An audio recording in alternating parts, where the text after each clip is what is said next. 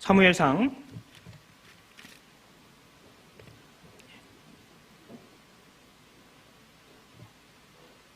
1장 다시 돌아가 보겠습니다.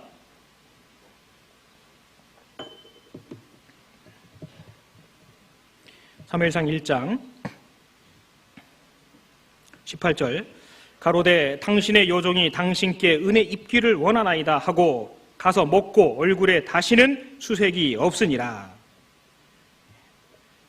그 슬픔 가운데 한나는 비로소 믿음을 얻게 됩니다.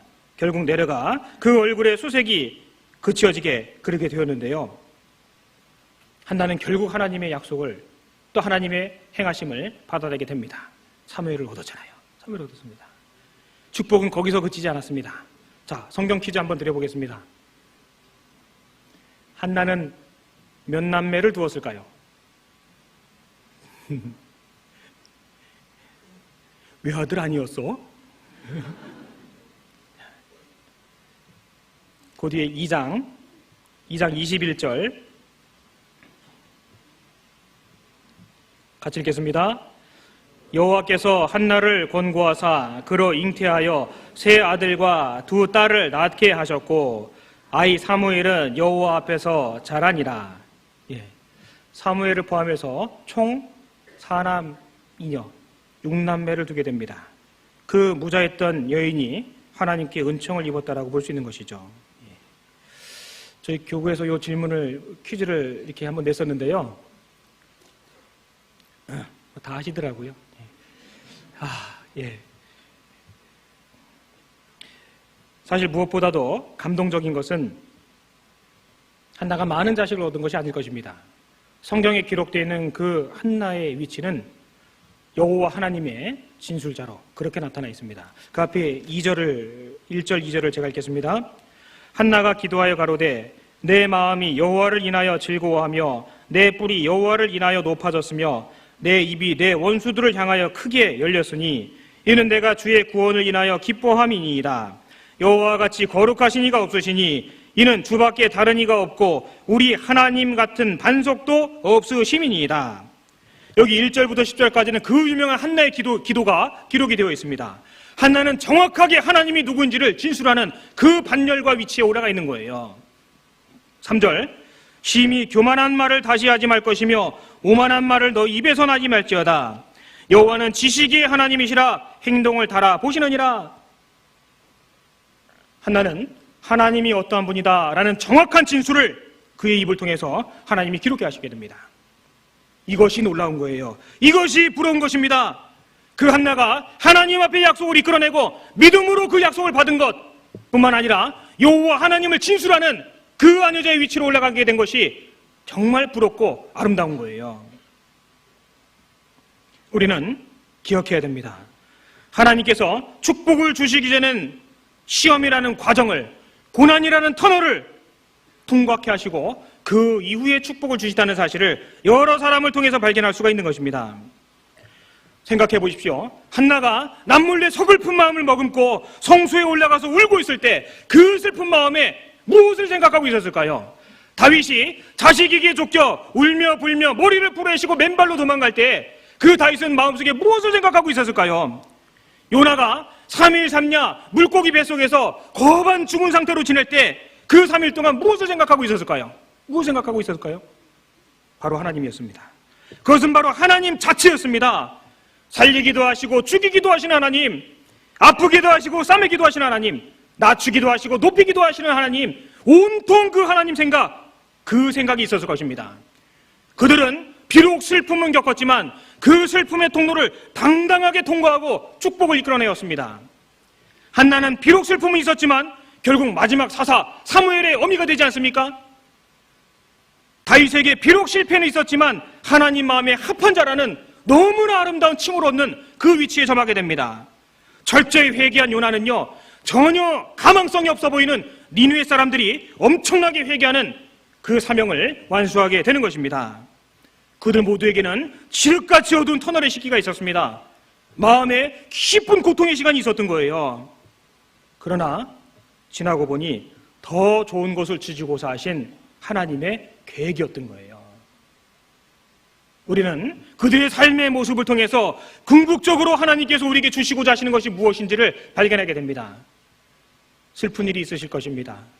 그 슬픔이 나로 남몰래 눈물을 흘리게 하고 누구에게도 하소연하지 못하게 하는 깊은 슬픔일 수 있습니다.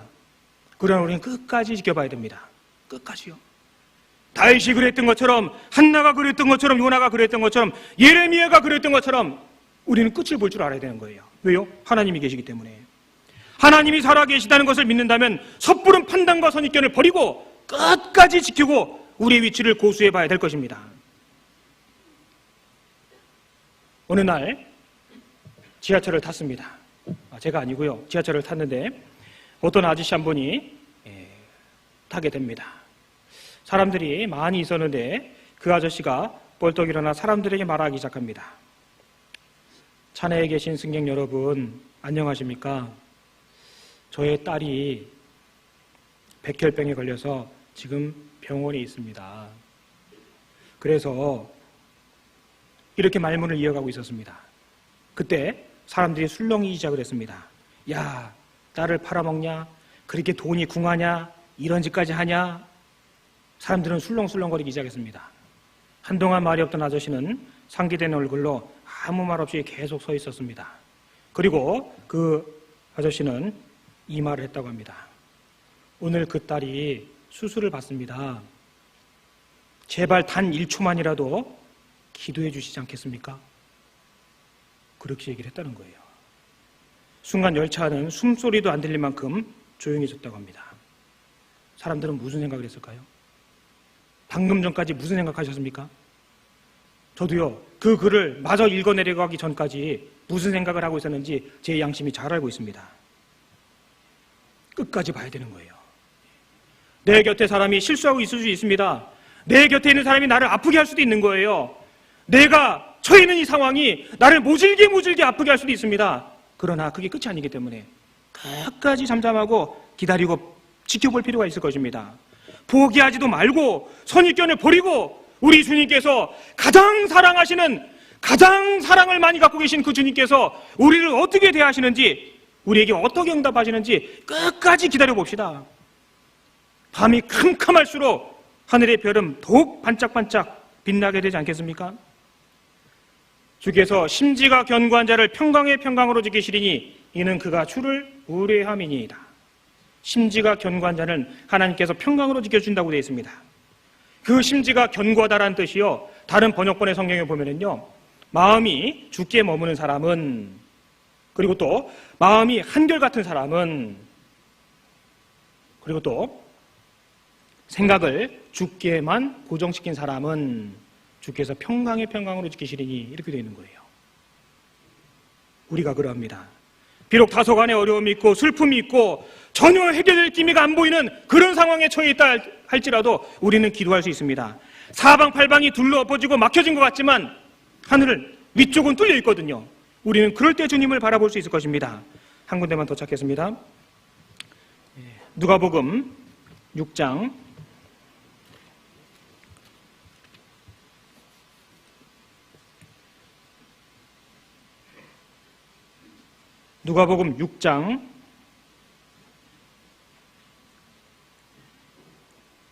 20절부터 23절까지 같이 읽겠습니다.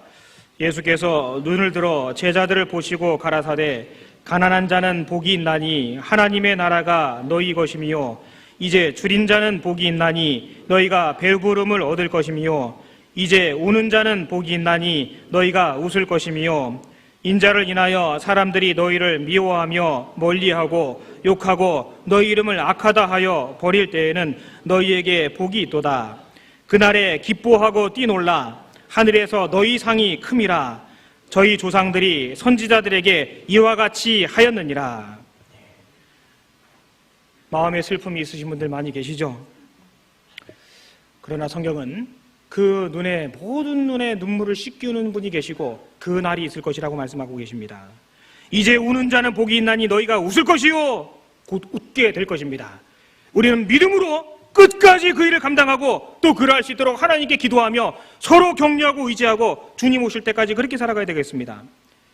우는 자는 복이 있다고 되어 있습니다. 결국은 웃을 것이라고 되어 있는 거예요. 성경이 그렇게 약속하셨습니다. 조금만 더 참으면 좋겠습니다. 같이 기도하겠습니다.